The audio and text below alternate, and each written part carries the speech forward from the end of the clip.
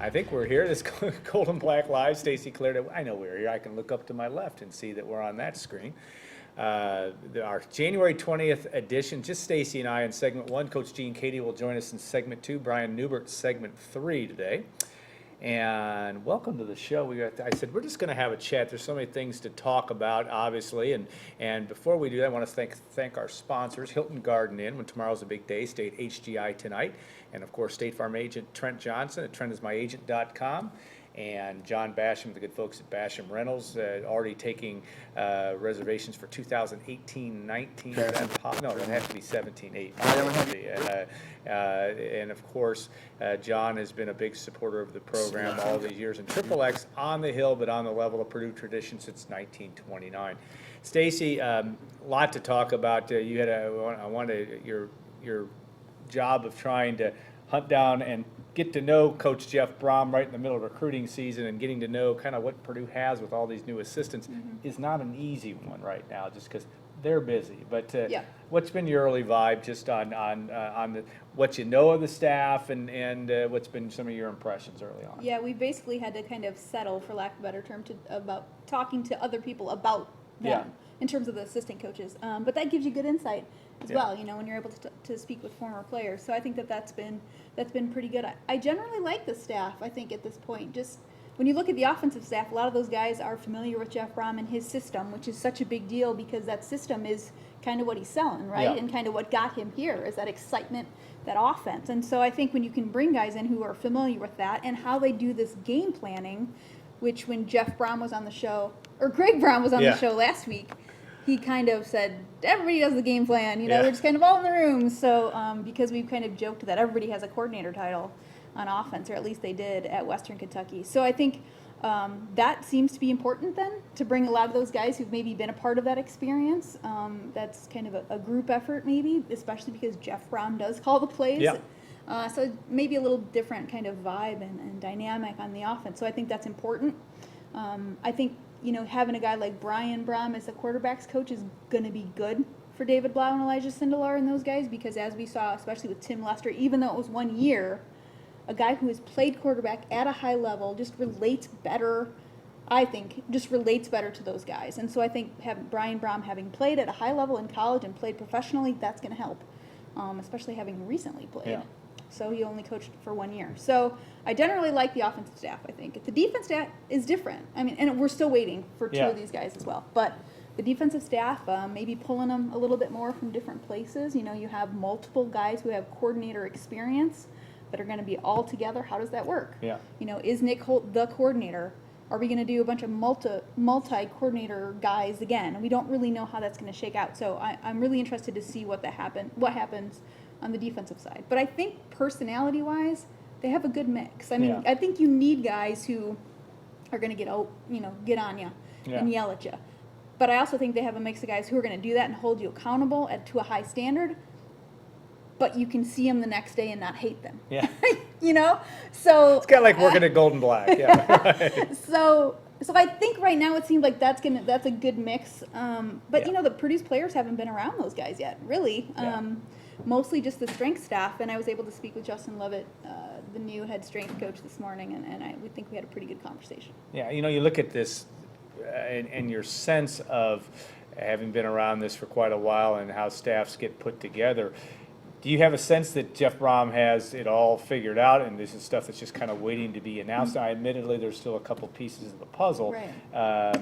How do you? What's your experience tell you in this situation? He seems to like familiarity, I think. You know, with those guys, knowing those guys and knowing kind of their personalities and how they're going to work. I think he wants a specific guy in terms of how you're going to work and recruit, kind of hair on fire kind of guys. So I wouldn't be surprised if more guys from either Western Kentucky who were with him there last year or the last couple years end up here in some kind of maybe analyst role, or whatever those, you know, non-on-field assistant kind of coaching roles are. And shoot, again, like we said, there is still, you know, technically running backs coach, as far as we know, is open. I really think that is going to be Chris Barclay, with the Jared Parker situation developing as it did.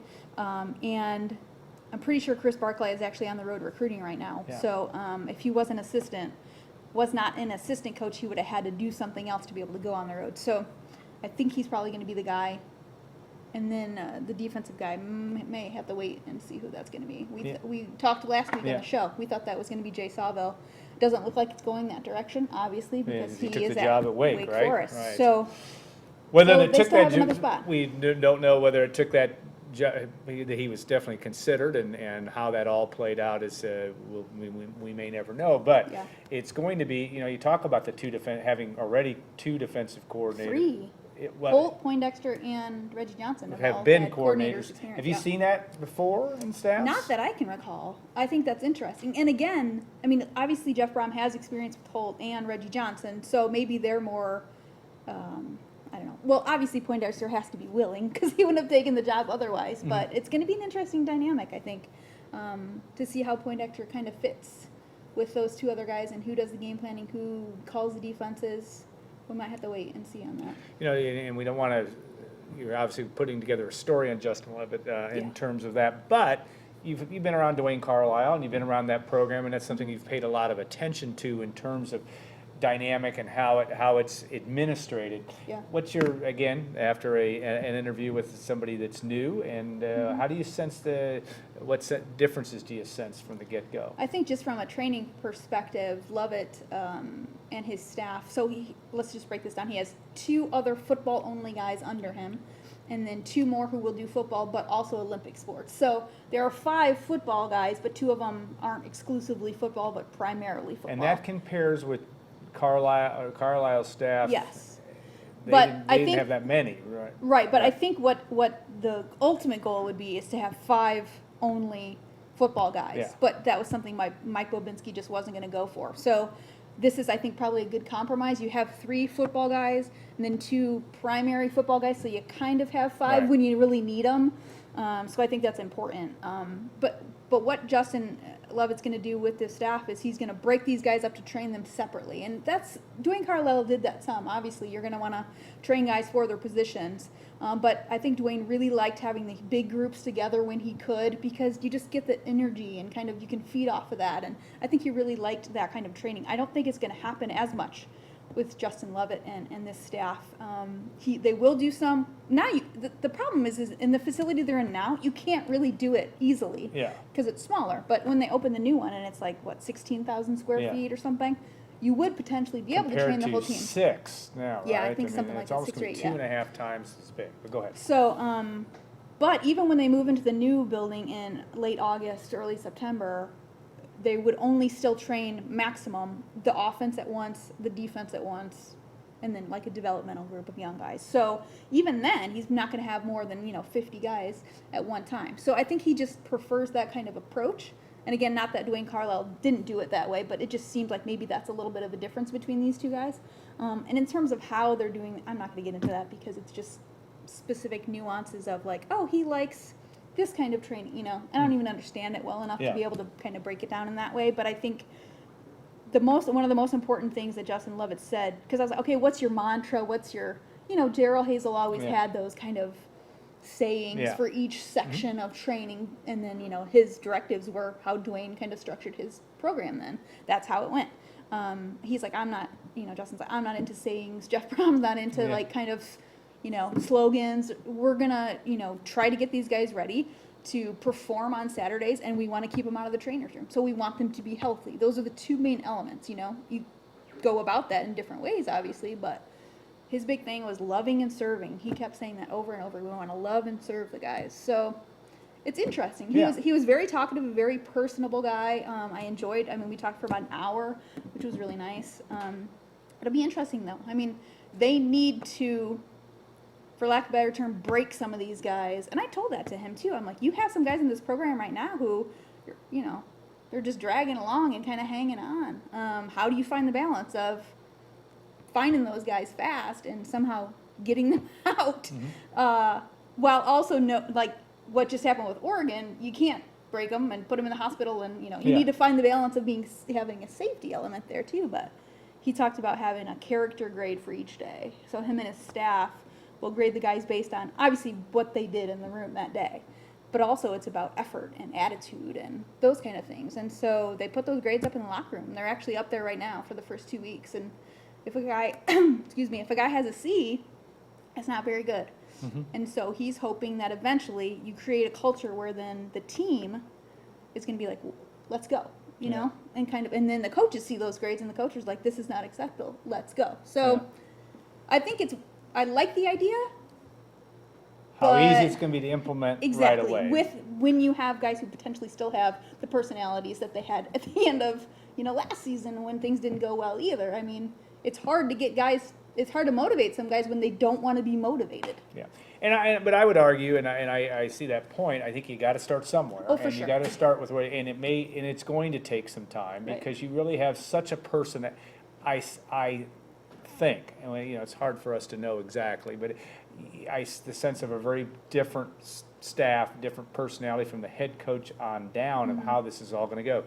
Hopefully, from a wins and loss standpoint, it's going to be better. We get Right. that, but it just seems that way, and building that culture can really start in the training room.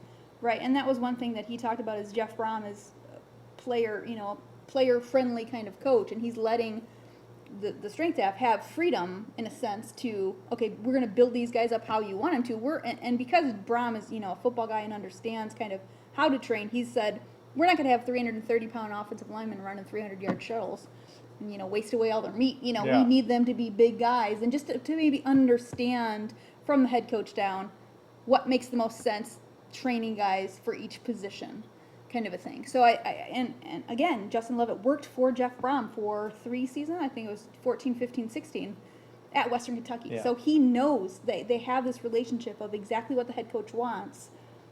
This guy knows how to get it for him in a way. So that you would think could only help. One of the things that you have the opportunity to do when you talk to each year of talk to these the exit interviews of the seniors, the Jordan Rooses of the world, Yeah. Evan Panfil on down the line. Is there a way to look at that and say, all right, these are what these guys, because these guys, I'll use at least those specific examples, worked pretty hard Yeah. and had a pretty stringent training. Any way of saying, well, this is what they may need to get to the next level, or is it really? I mean, even from what a Jordan Roos would have said. I mean, did they have a sense there was something lacking, or it was what it was for them? I think that the guys that I'm talking to for these exit interviews are the perfect examples of what Purdue players should be. Okay. Generally speaking, they're captains or they're leaders or they're really successful players. And so, I'm not picking the guy who's doesn't ever show up for a meeting to do an exit. You know what I'm saying? Yeah. So I think generally there's speaking, bias there. Yeah. right. All So generally speaking, you're Implied. talking to guys who did it right, and the reason that they're where they are is because they did it right. So just to say that, Yeah. Well said. but also they kind of have a certain standard that they played by that they expected everybody else to play by as well, and the approach to the game and all those things. So I think I did 5 of those interviews so far. I'm going to hope to get to D'Angelo Yancey next week as well. He's at the Shrine game this week. But they said, I think Jordan especially was really interesting because he's a captain, and he said one of the hardest things for me this year was I wanted to help everyone, and when they didn't want help, it hurt me. Yeah. So you could have the best leaders ever, but if the guys don't want to work and don't want to get better, then how do you make them better? So I think there's no question that there was a good senior class last year who did things the right way, but there was a bottom tier of guys who just gave up, didn't try, didn't work hard, didn't work well, didn't do the right things. And that's what Purdue needs to get rid of. You know, they're going to get recruited over real fast. It's happened already, probably. But you want to raise that level. And I think that's generally speaking what some of the seniors have said, the outgoing seniors said, is we need to get everybody here from a work perspective, not just obviously a performance perspective, but we need people who want to be here, who want to work and who want to get better, and who will listen to coaching and listen to teammates to change. So it's that culture. It is a culture you thing, know? and it's also a win and loss thing. I think it's Yeah. tough for some of the guys that are at the lower end, and they see 9 wins in 4 years, and just the fact that you just didn't get enough reinforcement on the field. It may be easy to slide that way, but it is. That's where I do think, and this is not. We're trying not to say with throw everybody out, throw everybody under one umbrella, but this is why it's gonna take time, because Yes. it is going to be a change in philosophy, but also maybe a change, I don't know, change of in intensity, but at least the hope, I think, if you're Jeff Brohm, is that you can make that change in intensity from scholarship player 1 to scholarship player 85. I mean, I think that's gonna be Yep. critical. And I think Jared Parker in those last 6 weeks, from everybody that I've talked to, did the right things to get them kind of going that direction, with the mindset and believing and those kind of intangible things that maybe are hard to put your finger on. But the crazy thing is in my personal opinion, they're not going to win very many games this year. So Difficult schedule. So you're right. going to fight They're not going it. to be favored to win maybe any on the front end. So you're going to be almost fighting that again. So even in your first year with a staff that, you know, maybe you're excited about, you know, you still had to buy into whatever they're telling you, even when you don't maybe see it on Saturdays, which again was kind of Yeah. the problem, right? Yeah, So, yeah. but I think Absolutely. you're most likely to, you're more likely to kind of buy in and believe when it's new and fresh, and the first year is kind of like, okay, well, we're still learning. It's when year 2 and 3 comes that, you know, you need to see some stuff happening, to be able to kind of keep that. And that will, I think, determine a lot on how fast this gets turned around. Yeah. Because you're right, you walk into next year's schedule, that reinforcement again stands to be there again, where you don't win, you may not win a lot of games, and you're not gonna be picked to win a lot of games, and that part of it, I think, it makes it a big challenge for the staff, and yet, one that they're maybe they're going to have to be ready to take on. What do you know? You look at the quarterback situation and David Blau and having a guy that's really, you know, is pretty established in that situation with a new head coach and a coach that's a quarterback friendly coach. A good place at least to start from a stability standpoint, you would think. It's interesting because we have debate, as there usually is with a quarterback and a backup quarterback, on our message boards about, well, there definitely should be competition there, right? I mean, Yeah. Elijah Sindelar is this big, good-looking kid Yeah, with looks the part. with the cannon arm, right? I mean, and I don't think there's any question that there will be competition. There has to be at every single spot. I mean, there has to be. Purdue isn't winning. I like David Blau a lot. I think he has a good skill set. I think he's going to continue to get better because he is one of those guys who will work. But Elijah Sindelar is going to get better, and he's going to work too. So it'll be interesting to see what kind of offense Jeff Brohm does. And they talk about this offense, and I watched the championship game, the bowl game, whatever it was, and it'll be interesting to see what they do with the other pieces, because quarterback is so important. But to me, who the heck's on your offensive line? Yeah. You know, who the heck you throwing the ball to? Yeah. You know, like it's almost like Danny Etling's freshman year, where you're like, okay, this kid has some talent, but they can't block to give him time. Yeah. He's getting smoked every play. And David Blau was sacked more than any other quarterback during the Big Ten last year. Yeah. He just was. And Yeah. so he has to not throw as many interceptions, but you're also like, but dang, like, don't you want to have him try to make plays? Yeah. So I like him. I think he can be better, but I think there's a lot more that's going to go into whether Purdue has success on offense Oh, next no season, question. Yeah. than just the quarterback position. Absolutely, and that's going to be a storyline of how you patch an offensive line that's effective, that can do what Jeff Brohm wants to do on offense. All right, we've talked Stacy's leg off here for 20 minutes. Coach Gene Cady is in the studio and will join us for the next segment of Gold and Black Live. So we'll take a 2-minute break, and we'll be back with more in just a moment.